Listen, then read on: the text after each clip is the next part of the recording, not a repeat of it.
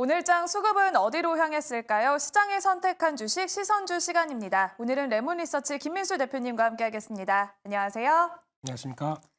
네, 대표님 또 미증시는 연일 사상 최고치를 경신을 하고 있지만 코스피는 또 살얼음판을 걷다가 우리 국내 증시는 모두 소폭 하락 마감했습니다. 미증시 훈풍은 도대체 어디로 사라진 걸까요? 오늘장 흐름부터 체크해 주시죠. 네, 속이 다 터집니다. 결국에는 끝까지 마이너스를 내게 해야 속이 시원했나라는 생각밖에 안 드는 상황들이고요. 그런 쪽에서 봤을 때 오늘 시장은 장중에 그래도 좀 활발하게 오늘만큼은 다르겠지라고 변화를 이끌어냈는데 결론적으로는 외국인들 선물이 또 거기서 그렇게 교란을 보이기 시작하면서 선물 매도가 시장을 좀 하락 쪽으로 이끌어냈고요. 그리고 장중에 매수하던 외국인들이 막판에는 매도로 전환되기 시작하면서 결국에는 보시는 것처럼 막판에 마이너스권이 다 들어왔다라는 쪽으로 봤을 때 왠지 모를 끌어오르는 짜증은 어쩔 수 없는 또 하루가 아닌가 싶습니다. 그래서 뭐 1월 달은 그래 대충 이렇게 보여줄 텐데 2월 달에도 이딴 식으로 하면 그렇습니다. 아무튼 시장 분위기는 약간 계속 전강 후약 쪽으로 나오고 있는 분위기인데요. 그런 쪽에서 시장의 섹터는 그래도 최근에 부각받고 있는 저 PBR 섹터들이 뭐 금융이나 철강, 화학, 게다가 또 지수사까지 관련된 종목들이 부각을 받으면서 한 축을 이끌어가고 있는 상황들인데 그쪽이 단단하다고 보기보다는 또 그쪽도 어떻게 보면 지금 정부 정책과 함께 이어지는 테마의 성격들이 좀 강하기 때문에 거기서 나오는 변화가 또 그대로 쭉 이어갈 것인지는 또 추가적인 정부 정책과도 확인을 해봐야 되겠죠. 그렇기 때문에 일단 이 부분이 추세가 강하기에는 또 여기 또 마음을 턱 놓기는 또 어렵다는 쪽도 오늘의 하나의 관전 포인트가 아닌가 생각되고 있습니다. 네, 말씀해 주신 것처럼 다소 약하게는 했지만 오늘 외국인들이 선택한 종목들이 있습니다. 바로 외국인의 시선주부터 만나볼게요. 먼저 코스피입니다. 코스피에서는 유증을 준비하고 있기는 하지만 외국인은 계속해서 4거래일 연속 수급을 보내주고 있는 페노션이 위치해 있고요. 역시 저 PBR주가 강세를 보여주고 있습니다. 보험 관련주, 하나생명과 미래에셋증권 이렇게 또 랭크가 되어 있고요. 기아 역시 오늘도 이렇게 외국인의 수급이 들어와주면서 이렇게 랭크가 되어 있습니다. LG U+는 또 7거래일 연속 외국인이 시선을 보내주고 있는데요. 이어서 코스닥으로 넘어가 보시죠. 네, 코스닥에서는 NK맥스 면역 세포 치료제 관련주가 첫 번째로 랭크가 되어 있습니다. 또한 이렇게 과대 낙폭주 위주로 외국인이 담아낸 것 같은데요. 임상 중단의 악재가 있었던 카나리아 바이오가 두 번째 랭크가 되어 있고요. 또한 딥페이크 규제 등 AI주가 전거래일에 또 갑작스러운 급락세를 보여줬는데 오늘은 또 외국인의 수급이 들어와줬습니다. 한글과 컴퓨터와 HB솔루션 그리고 폴라리스 오피스까지 랭크가 되어 있고요. HB솔루션은 또 이렇게 디스플레이 장비 관련주로서 외국인이 담아내는 모습을 보여줬습니다. 이렇게 10가지 종목 중에서 오늘 외국인의 수급 특징을 찾아낼 수 있을까요? 네, 일단 코스닥 쪽의 종목들 뭐 NK맥스나 카나리아 바이오는 패스하겠습니다. 이쪽은 정체도 그렇고 아직 불확실성이 좀 높기 때문에 이쪽 패스하고 나게 되면 외국인들이 관심 있는 쪽은 여전히 금융 쪽 같은 경우도 눈에 띄고요.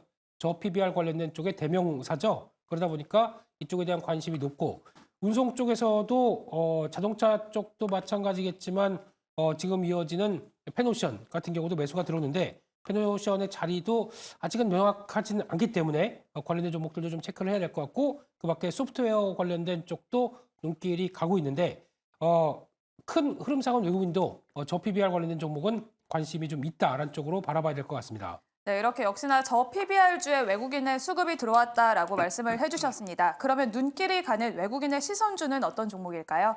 네, 그래도 금융주 쪽에서 한번 찾아봤습니다. 그쪽이 아무래도 대응하기가 그나마 낫지 않을까라는 쪽에서 변화를 한번 찾아보고 있고요.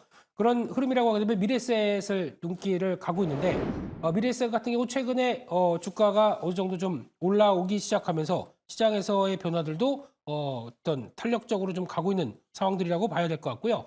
그런 흐름이라고 하게 되면은 지금 PBR 기준으로 보게 되면 미래에셋 증권이 0.42배 3분기 기준입니다. 그러다 보니까 0.5배 이하다. 그리고 또 12개월 선행 PER은 9배 이하라고 하는데 이거는 4분기 실적 확인을 해야 되겠죠. 그렇기 때문에 그렇게 뭐 금융주 측은 비싸지 않다라는 쪽과 함께 배당이 2.6% 정도라고 하다 보니까 지금 나오는 지표로는 시장에서 대응할 만한 그래도 맞는 종목이다. 이렇게 평가를 받는 것 같고요.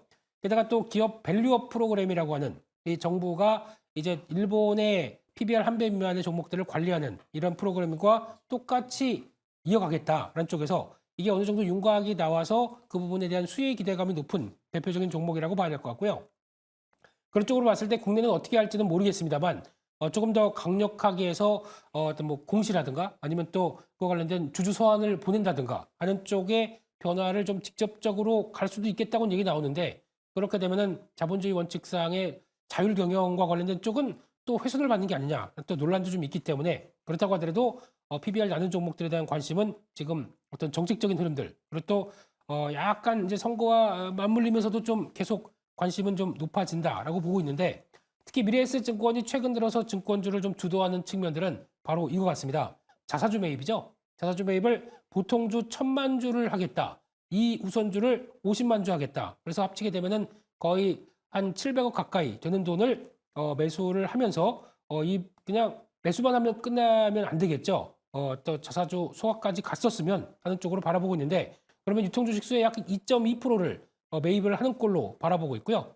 근데 여기서 끝이 아니라 지난 3년간의 주주환원 정책이 끝나고 올해부터 또 3년간 추가적으로 주주환원 정책을 발표할 걸로 예상하고 있습니다. 그러다 보니까 그런 쪽에서 어느 정도 성과가 나오겠지라는 기대감들이 같이 이어지다 보니까 그래도 요즘 금융주의 주주환원 정책들은 계속 또 도마 위에 오르고 있는 상황이기 때문에 그하고 관련된 부분들 좀 더 기대감을 높이지 않겠느냐라는 쪽에서 한번 꼽아봤습니다. 네, 오늘 외국인의 시선주는 코스피에서 미래에셋증권 선택을 해주셨습니다. 그러면 미래에셋증권과 경쟁할 기관의 시선주 바로 만나볼게요. 먼저 코스피 열어볼까요? 네, 역시나 저 PBR 관련주 하나생명의 기관 역시 수급을 보내줬습니다. AI에 투자를 하겠다고 밝힌 SK네트워크스도 랭크가 되어 있고요. 티웨이 항공 또 단거리 노선을 잘한다라는 분석 속에서 역시 기관의 수급이 들어와 줬습니다. 삼성전자는 8거래일 만에 기관이 이렇게 돌아와 줬는데요. 칩스법 기대 속에서 다시 수급이 들어와 줬습니다. 미래에셋생명 역시 호실적을 발표를 했고요. 기관이 선택을 해줬습니다. 이어서 코스닥입니다. 네, 코스닥에서는 인성정보가 랭크가 되어 있습니다. 윤석열 대통령이 비대면 진료를 또 지원하겠다고 법 개정까지 추진하겠다고 밝혔고요. 수혜주로 부각을 받고 있습니다. HLB 생명과학 오늘도 또 최고가를 경신을 했습니다. 기관은 10거래일 연속 매수세를 보여주고 있고요. 6G 관련주인 솔리드도 랭크가 되어 있습니다. 커넥트 웨이브는 애플의 비전 프로를 또 직구하겠다는 소식까지 더해주면서 이렇게 랭크가 되어 있고요. PSK 홀딩스는 무려 기관이 18거래일 연속 순매수를 보내주고 있습니다. 이렇게 10가지 종목 중에서 오늘 기관의 수급 특징 찾아볼 수 있을까요? 네, 가장 먼저 또 금융주네요. 금융주로 시작했다 금융주로 끝나고 있는 상황들인데 또 특히 헬스케어 관련된 종목들도 눈에 띄고 있고 반도체 쪽의 종목들도 눈에 띄는데 가장 기관에서 많이 사고 있는 인성정보는 또 오늘 얘기 나오는 액침기술 관련된 쪽에서 하나 또 자회사의 수혜다라는 쪽으로 바라보다 보니까 여러 가지 또 호재를 안고 있는 종목들도 눈에 띈다고 보여지고 있습니다.